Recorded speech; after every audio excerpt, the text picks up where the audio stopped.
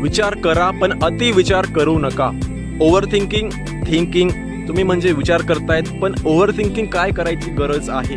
तुम्ही एखादी काम हाती घेतलंय, आपण फॉर एक्झाम्पल मी रनिंगचं काम हाती घेतलंय, मी वॉकिंग करतोय, मी एक्सरसाइज करतोय, तर मी त्याबद्दलच विचार करायला हवा. ओव्हर थिंकिंग करायचा प्रश्नच येत नाही. कारण ओव्हर थिंकिंग जर आपण केली तर आपला त्या कामावरचा फोकस, त्या कामावरचं जे काही आपलं विजन आहे, जे काही आपलं गोल आहे, जो एंड पॉईंट आहे, जे एम आहे, आपण तिथून थोडं लांब जातोय. आपण जे काही काम हाती घेतलंय तिथून आपण दूर जातोय. त्यामुळे ओव्हर थिंकिंग करून आपण स्वतःला एक स्टेप मागे घेत असतो.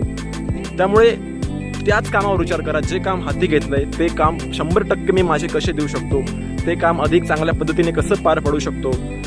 जर मी रनिंग करतोय तर माझा एंड पॉईंटपर्यंत मी दुसरा विचार मनात यायलाच नको. ओनली फोकस ऑन रनिंगवर फोकस पाहिजे. तुम्ही जर स्टडी करतायत, तुम्ही जर एक्सरसाइज करतायत, तुम्ही जेवण करतायत, पाणी पितायत, तर त्यावेळेस तेच काम करा.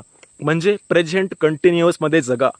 दुसरा विचार करायची गरज नाहीये. प्रेझेंट करंटमध्ये काय चालू आहे बस त्याच्यावर फोकस करा. त्यामुळे विचार करा पण अतिविचार करू नका. कारण अतिविचार हा तुम्हाला थांबवतो. तुमच्या स्वप्नांपासून हा तुम्हाला थांबवतो. आपण जे काही गोल ठरवलंय, जे काही आपण एम ठरवलंय, जे ध्येय ठरवलंय, तिथून आपल्याला तो दूर घेऊन जात असतो.